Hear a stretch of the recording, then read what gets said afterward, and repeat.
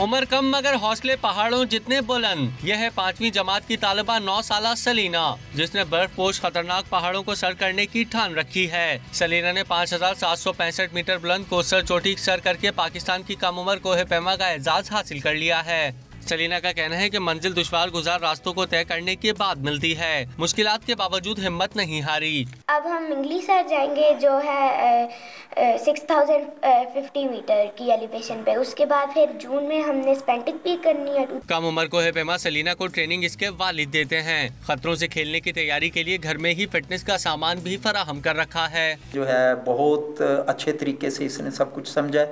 सारी ट्रेनिंग पे बहुत अच्छा रिस्पांस था इसका। और फिर इसका अपना पैशन है। She is a very passionate nature lover, mountain lover. Salina अब मंगली चोटी को सर करने की तैयारी कर रही है, जिसकी बुलंदी 6050 मीटर है और वो इसे इसी माह सर करने का इरादा रखती है।